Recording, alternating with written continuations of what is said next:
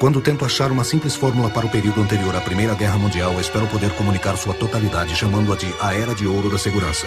Tudo em nossa monarquia austríaca de quase 1000 anos parecia ser baseado na permanência. Stefan Zweig, autor austríaco. Fogo!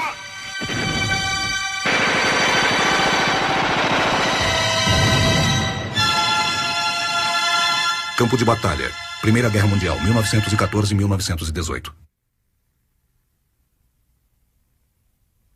Episódio 1. Conflitos de Impérios, Europa, 1914.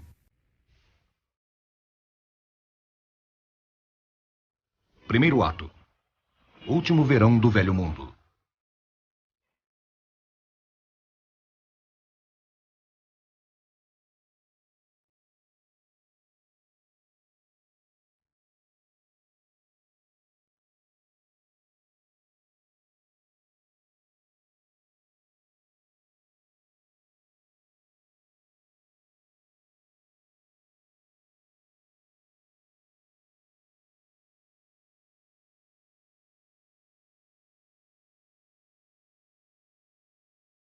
Era o último verão antes da Primeira Guerra.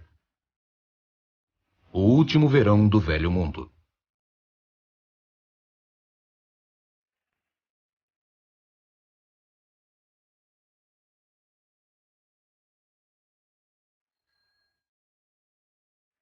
Para o homem e a mulher comum nas ruas do mundo ocidental, alguém que viveu nos anos vibrantes do século XX, nada parecia estar mais distante do que uma guerra.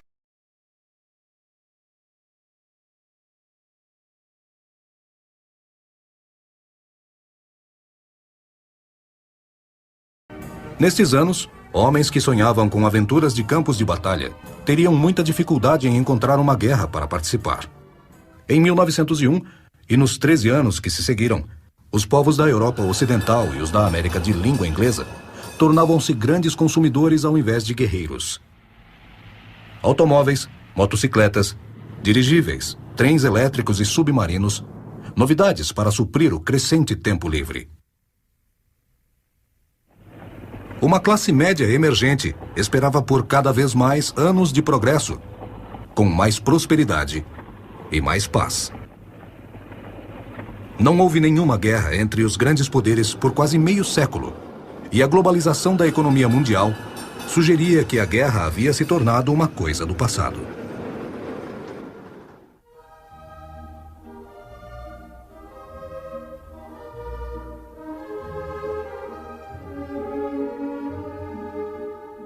Para muitos, naquele quente e ensolarado verão de 1914, o mais bonito da história viva, a Europa tinha virado uma espécie de Éden.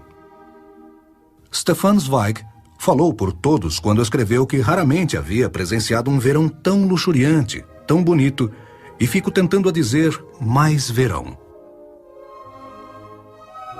Os britânicos de classes média e alta em particular viviam em um mundo ideal, onde os ideais econômicos manteriam os grandes poderes da Europa longe de travarem guerras entre si. Para aqueles de renda confortável, o mundo de seu tempo era mais livre do que é hoje. Até agosto de 1914, um inglês sensato, tolerante à lei, poderia passar pela vida e mal notar a existência do Estado. Você poderia viver onde quisesse e como quisesse. Você poderia ir a qualquer lugar do mundo sem qualquer tipo de permissão.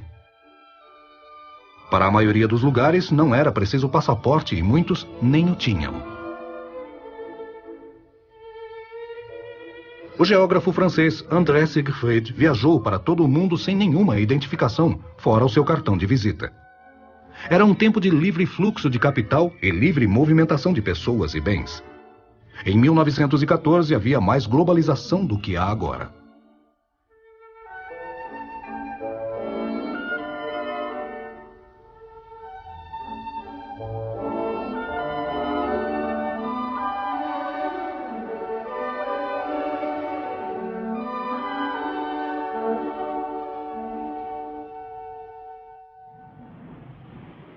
A maior parte do quarto final do século XX foi gasto recuperando terras perdidas nos 75 anos anteriores.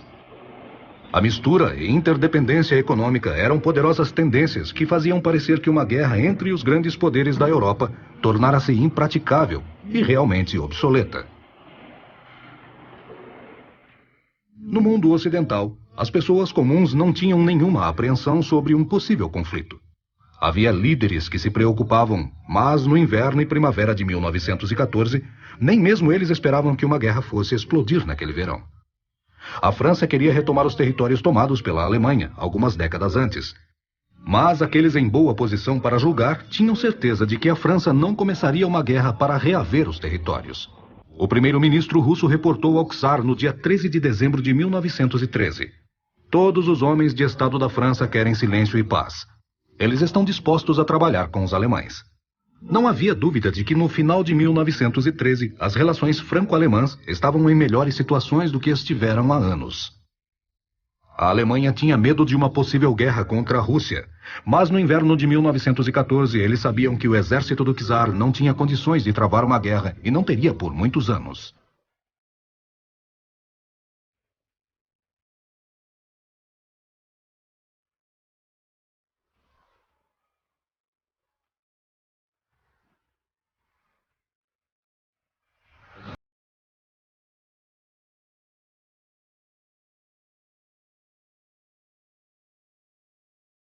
I know how this moves for me and my gal.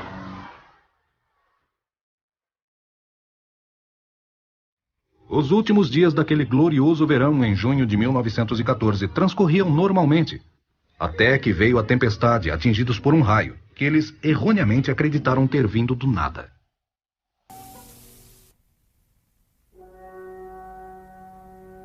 Segundo ato. Rede de interesses.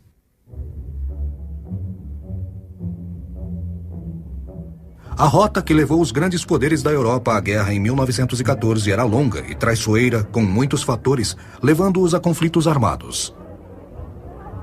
Talvez o mais importante e óbvio tenha sido a Guerra Franco-Prussiana de 1870. Aquele confronto limitado assistiu à humilhante derrota francesa e a unificação dos estados alemães sob liderança prussiana.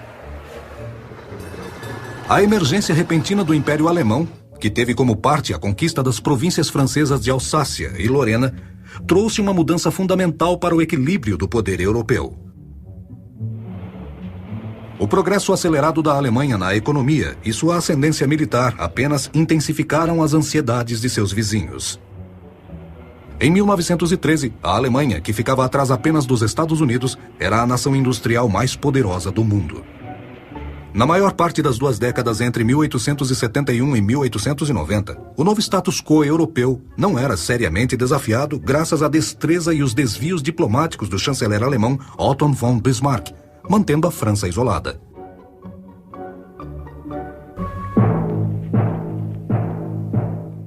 Quando Bismarck deixou o ofício em 1890, não demorou muito para uma série de correntes imprevisíveis começarem a desgastar a fundação de seu cuidadosamente construído sistema continental. Uma rápida deteriorização da relação russo-alemã e a aproximação entre a Rússia czarista e a França republicana obrigou a Alemanha a reforçar sua aliança com dupla monarquia austro-húngara. Esta aliança garantia que ela tivesse um aliado no leste. A Alemanha pagaria um preço alto por uma política que a amarrava mais próxima de um império decadente que estava, ele próprio, achando cada vez mais difícil frear as aspirações nacionalistas de sua distinta população. A situação potencialmente explosiva nos Balcãs ficou mais perigosa com o declínio da influência turca no local. Procurando explorar tais oportunidades, a Áustria e a Rússia embarcaram cada uma em uma trajetória que só poderia terminar em confronto.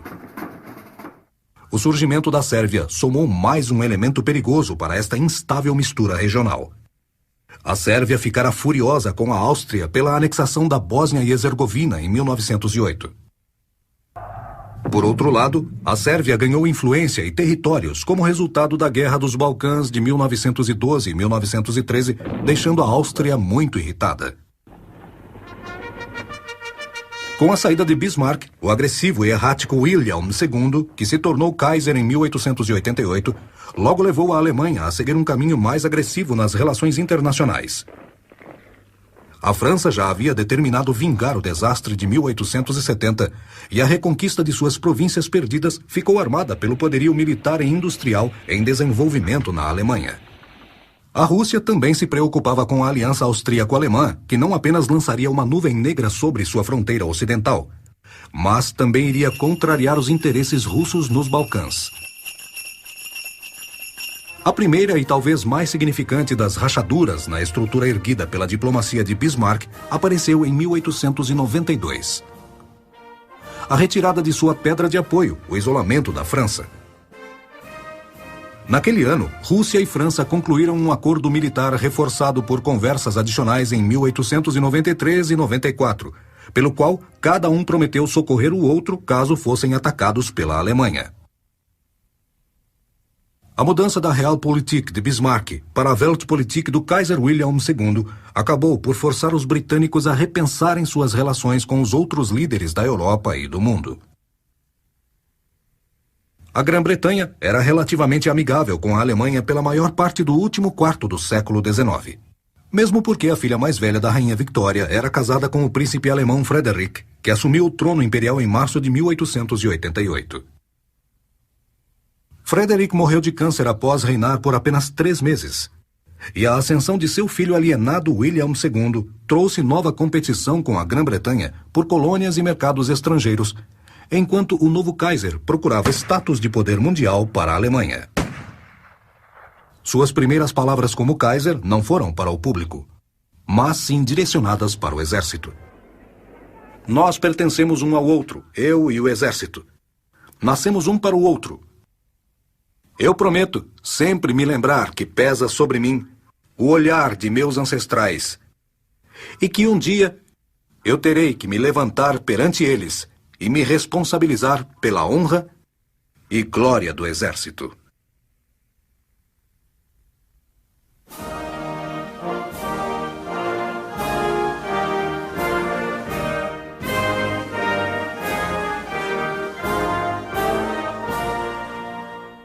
O exército alemão liderado pela Prússia era a organização militar mais poderosa do mundo. Mas foi a expansão naval alemã que desafiou a Grã-Bretanha. Nosso poder naval envolve a existência britânica. Se a nossa supremacia naval fosse pareada, todas as fortunas de nossa raça e império iriam acabar e seriam tomadas de nós.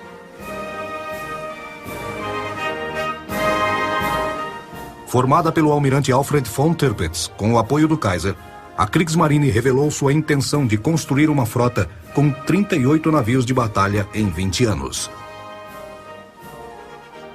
Lembrando que a Grã-Bretanha era o bloco mais perigoso para o crescimento alemão, Tirpitz viu a frota alemã como uma peça política que fortaleceria o seu país em relações exteriores.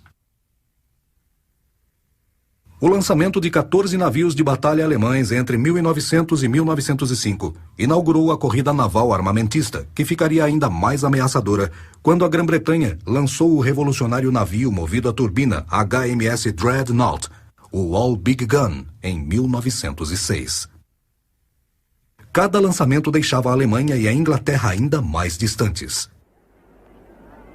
Eu expliquei que o verdadeiro motivo para o crescente antagonismo frente à Alemanha não era inveja de seu rápido crescimento, mas medo da marinha que crescia. O Kaiser não se importava. Eu não desejo um bom entendimento com a Inglaterra pelo preço da extensão da frota alemã.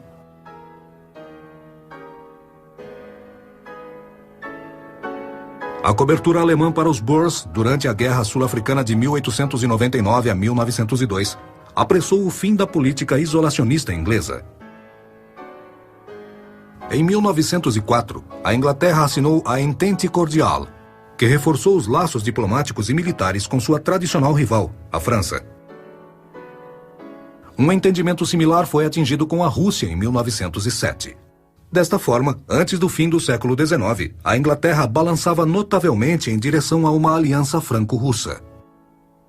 Os entendimentos com a França e a Rússia não constituíam acordos formais e tampouco comprometiam a Inglaterra irrevogavelmente a ir para a guerra em apoio a qualquer um dos poderes.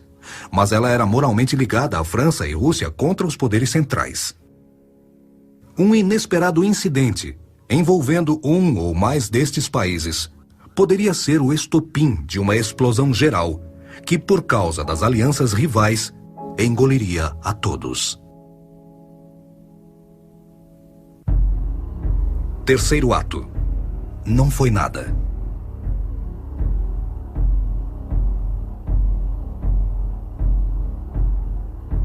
Domingo, 28 de junho de 1914.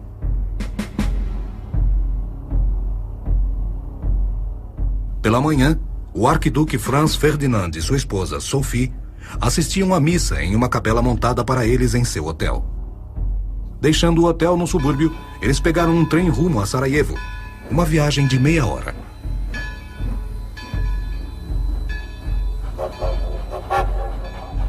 No terminal da ferrovia, nos limites da cidade, eles se transferiram para automóveis. E com eles seguiram o resto do caminho. A procissão dos carros entrou em Sarajevo em torno das 9h30 e 10 horas da manhã, seguindo para a prefeitura. A chuva da manhã tinha parado. A capota do carro foi aberta. Naquela manhã, Gavrilo Princip, um adolescente bósnio-sérvio que tinha como escolha de carreira ser um mártir, estacionou com os conspiradores junto aos aterros do Apel, em 3 lugares interceptados por pontes. O veículo do arquiduque passaria, portanto, na frente de um punhado de assassinos nacionalistas. Na primeira das pontes, a procissão do arquiduque entrou na zona de matança. 3 conspiradores formaram uma linha ao longo da margem do rio e mais 2 na terra. A primeira tentativa de matar o arquiduque veio da margem do rio, através de Nedeljko Kabrinović, que pediu a um policial para apontar qual era o carro de Franz Ferdinand. Então, em um poste de luz, ele tirou a trava de sua bomba para detoná-la. Ele jogou a bomba contra o carro do arquiduque, batendo contra a capota sanfonada do conversível, de onde ela rolou para explodir contra a roda do carro que vinha na sequência. A condessa sentiu algo bater contra seu pescoço, enquanto os ocupantes do carro de trás tiveram ferimentos leves. Príncipe, que ouviu a explosão e gritos da multidão, correu para o local onde parecia tudo ter terminado. Os policiais tinham Kabrinović firmemente sob custódia e o estavam arrastando para a delegacia. Nenhum dos outros conspiradores foi encontrado.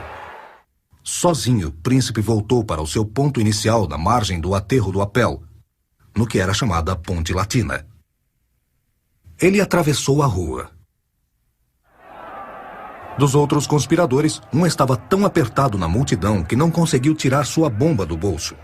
O segundo viu um policial parado junto a ele e achou que qualquer movimento seria arriscado demais. O terceiro sentiu pena da esposa do arquiduque e não fez nada. O quarto perdeu a paciência e foi para casa. Franz Ferdinand decidiu cancelar seus planos, o que fez com que sua procissão manobrasse por becos sinuosos em direção ao museu. Depois de uma parada na prefeitura para uma recepção e discursos, ele insistiu em ir até o hospital visitar o coronel Marise, levemente ferido no ataque. O motorista do carro da frente não foi avisado da mudança de planos e virou para as vias principais em direção ao museu. Quando o motorista do arquiduque percebeu o erro, parou o carro para ver qual o melhor caminho para voltar à rota do hospital. Eles estavam parados a menos de 1,5 metro do desanimado príncipe. Ele ficou estonteado com sua sorte repentina e rapidamente se agarrou àquela chance. Ele buscou a bomba em seu bolso, mas logo percebeu que, apertado na multidão, não conseguiria movimentar o braço para jogá-la no alvo. Então ele puxou sua pistola e deu 2 tiros a queima-roupa. O primeiro tiro acertou a jugular do arquiduque. O segundo tiro acertou a duquesa no abdômen, enquanto ela se levantava para socorrer seu marido.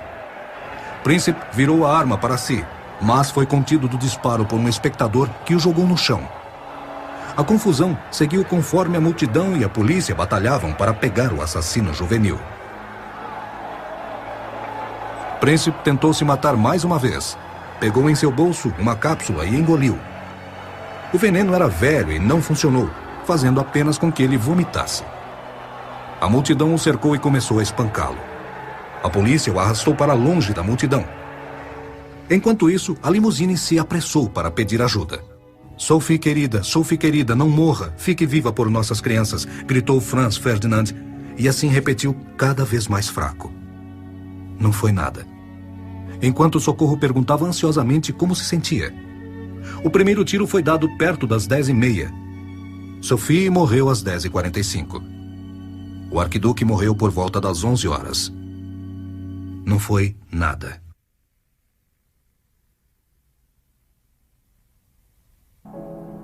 Quarto ato. Agora ou nunca.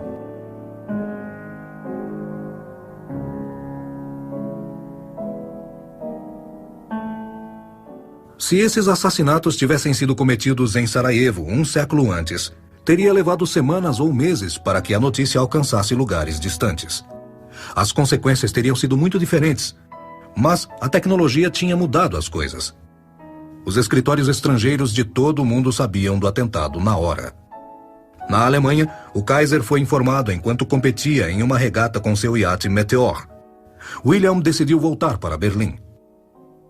Na Inglaterra, o ultraje, como foram chamados os assassinatos, dominaram as colunas de assuntos estrangeiros publicadas no London Times.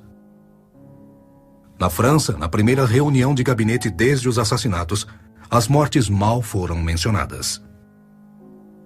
Realmente, em todas as capitais da Europa, a reação ao assassinato do herdeiro do trono de Habsburgo foi calma ao ponto da indiferença. A verdade era que poucos na Áustria e Hungria sentiram a retirada de Franz Ferdinand do cenário. Na verdade, os líderes da dupla monarquia deploraram o assassinato de sangue real.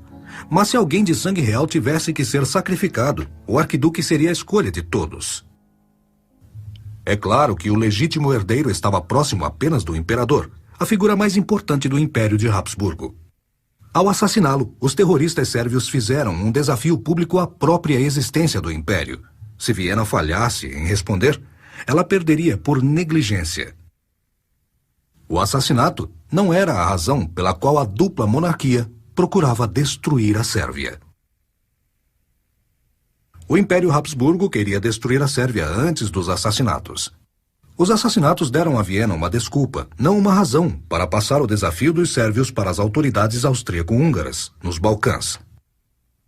Primeiro, a Áustria procurou pelo apoio da Alemanha, que em troca via no confronto austríaco-sérvio uma chance de ouro de assegurar a hegemonia na Europa, atingindo status mundial, enquanto quebra os poderes da Entente que a circula, se prevenindo contra a modernização russa e erradicando os perigos para a Áustria e Hungria.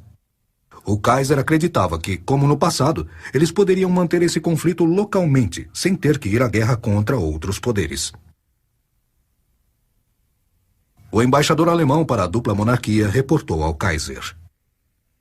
O conde Leopold von Brestow, ministro de Relações Exteriores austro-húngaro, disse-me que tudo apontava para o fato de que os passos da conspiração que derrubou o arquiduque correu junto com Belgrado. Frequentemente tenho escutado aqui em Viena, até entre pessoas sérias, a vontade de que uma ação final seja tomada contra os sérvios.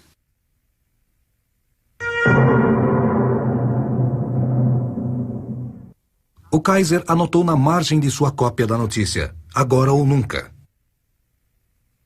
4 dias depois, 6 de julho, enviou uma mensagem ao imperador austríaco.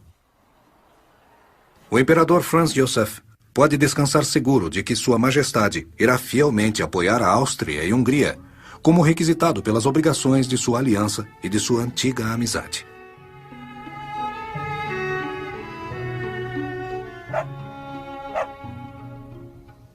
E com isso, no mesmo dia, o Kaiser voltou em um cruzeiro de verão no iate real nas águas escandinavas. Enquanto a Europa continuava nas suas perfeitas férias de verão, a Áustria foi retirar o dinheiro do cheque em branco alemão de apoio incondicional contra a Sérvia. Obtendo o endossamento da Alemanha, 25 dias após o assassinato do arquiduque, a Áustria enviou um ultimato de 10 pontos à Sérvia.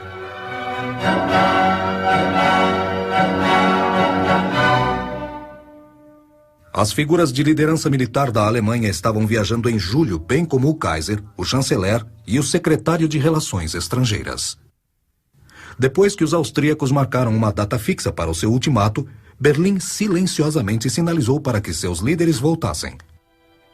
E assim fizeram a partir do dia 23 de julho, retornando um por um para não criar um alvoroço. Começaram a debater o que fariam depois. Os mais altos líderes do exército alemão, chefe de estado Helmut von Moltke, ministro de guerra Erich von Falkenhayn e o chefe de gabinete militar Moritz von Haaren von Lincker, estavam entre os vários oficiais-chave debatendo as questões de guerra e paz depois da volta das férias. Para Moltke, os argumentos eram particularmente frustrantes, em parte porque os líderes civis não dividiam sua opinião nem seus objetivos, e em parte por não saberem o que ele sabia. Um oficial saxão que falou com o delegado de Moltke em 23 de julho reportou que ele teve a impressão de que o general do Estado-Maior ficaria satisfeito se a guerra começasse agora.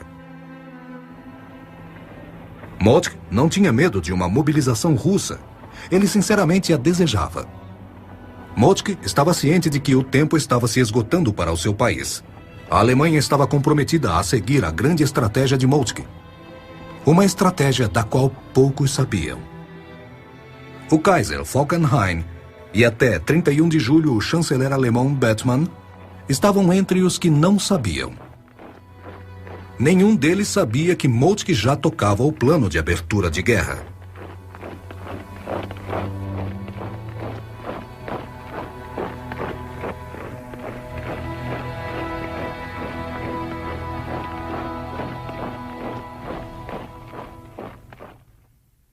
No dia 25 de julho, a Sérvia aceitou 9 dos pontos, mas rejeitou em partes a demanda de que oficiais austríacos estivessem envolvidos na investigação do assassinato, declarando a interferência como um desafio à sua soberania. No dia 25 de julho, a Sérvia mobilizou seu exército. A Rússia também confirmou uma mobilização parcial antes de entrar em um período preparatório à guerra no dia 26 de julho. A Áustria foi recíproca, mobilizando-se no mesmo dia. Então, em 28 de julho, a dupla monarquia declarou guerra à Sérvia. Até este ponto, ainda seria possível isolar o problema. Mas a Alemanha continuou agindo para aumentar a tensão e dar dimensões mundiais à crise. Em 29 de julho, a Alemanha demandou a suspensão imediata das preparações russas. Se falhasse nisso, significaria que a Alemanha teria que mobilizar o seu exército.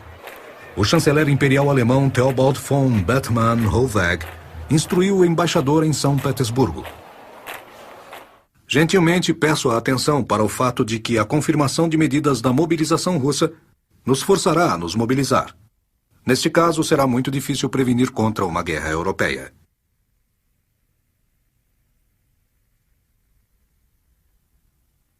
A Rússia não podia consentir submissa sobre a destruição da soberania sérvia ou deixar a influência austríaca no leste e sudeste europeu crescer. Consequentemente, em 30 de julho, a Rússia ordenou uma mobilização geral para apoiar a Sérvia. A mobilização russa começou no dia seguinte, mas não foi o precursor inevitável da guerra. Suas forças poderiam ser necessário ter ficado em seu próprio território por semanas, enquanto as negociações procediam.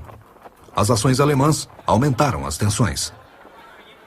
Às 13 horas e 45 minutos de 31 de julho, a Alemanha proclama um Kriegsvorstand, ou perigo ameaçador de guerra. Às 15h30, o governo alemão se direciona à Rússia e à França. A Alemanha se apresenta à Rússia com um ultimato. A não ser que ela se desmobilize entre 12 horas, uma mobilização geral seguirá da Alemanha. O embaixador alemão em Paris é informado que uma mobilização significa guerra. É pedida à França uma garantia de neutralidade. Os acontecimentos estavam rapidamente perdendo o controle. Quando a Rússia falhou em dar uma resposta, a Alemanha ordenou uma mobilização geral. O tempo estava se esgotando. A mobilização em cada país era o momento em que se davam os efeitos dos planos de guerra. Em nenhum lugar isso era mais claro do que na Alemanha, já que ela se tornara prisioneira de seu plano. O Plano Schlieffen foi originalmente formado em 1897 e revisado em 1905 pelo conde Alfred von Schlieffen, que era então o general-chefe do Estado-Maior. O alvo dominante de Schlieffen era o de capacitar a Alemanha a lidar com sucesso contra um pesadelo estratégico de uma guerra de duas frentes, contra a Rússia e a França. Contudo, ao aparente oferecer de uma possível solução para este problema, o plano reduziu o medo do exército de uma guerra de duas frentes e fortaleceu sua disposição para aceitar os riscos de tal conflito.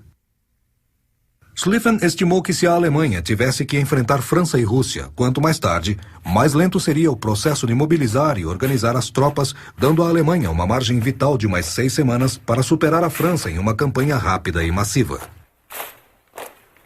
Assim que a França estivesse derrotada, a Alemanha poderia transferir suas forças para o leste para encontrar a força esmagadora da Rússia. Havia o perigo, entretanto, de que a fortaleza no nordeste francês pudesse atrasar o exército francês, enfraquecendo a ofensiva no oeste. Então, Schlieffen resolveu que as forças alemãs teriam que atravessar uma estreita faixa do território holandês, conhecido como o Apêndice de Maastricht, depois descer para a Bélgica, pisoteando a neutralidade antes de se dirigir ao noroeste francês. O papel central foi dado a 5 exércitos organizados entre Metz e a Holanda, totalizando um geral de 35 corporações. As forças mais poderosas foram alocadas à extrema asa direita da ofensiva. Esperava-se que um destes exércitos fosse entrar a oeste de Paris em direção oposta a um movimento colossal para encontrar o exército francês por trás, antes de encurralá-lo contra a sua própria fronteira.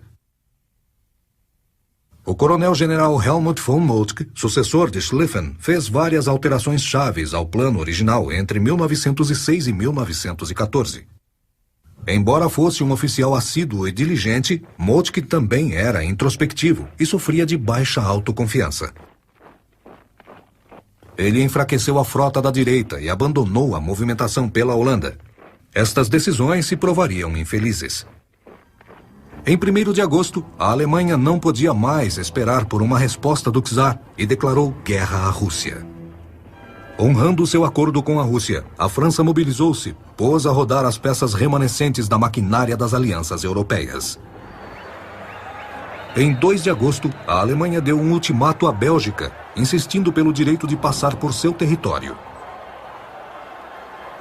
Os belgas não demoraram para responder não. No dia seguinte, a Alemanha declarou guerra à França. A declaração francesa de guerra seguiu rapidamente. Cedo, em 4 de agosto, as forças alemãs cruzaram as fronteiras da Bélgica. A força do exército alemão nesta área era impressionante. O primeiro exército do coronel-general Alexander von Kluck, na extrema-direita, numerava 320 mil tropas.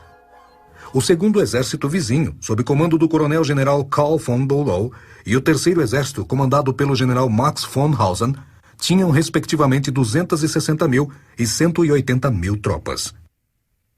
A invasão do território belga trouxe o último grande jogador ao conflito à Grã-Bretanha, Sir Edward Grey, secretário estrangeiro em 1914.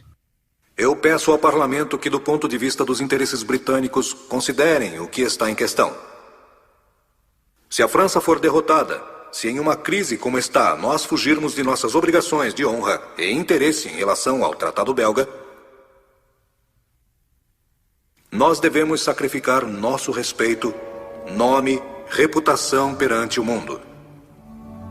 E não escaparemos das mais graves e sérias consequências econômicas.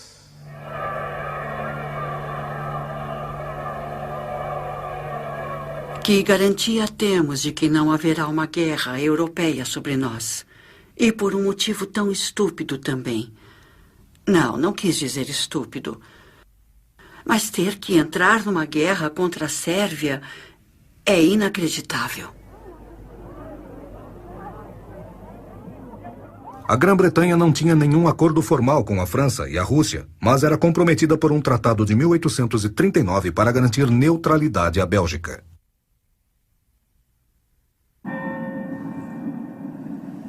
Chegou a hora.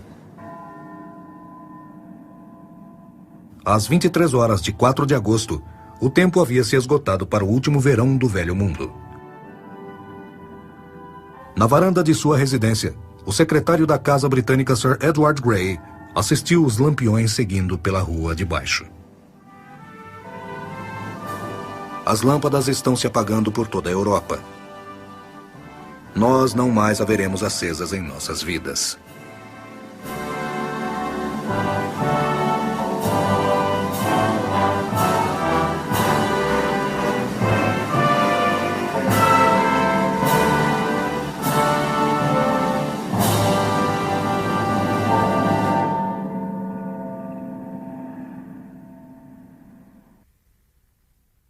Em memória de Diane Dorkin.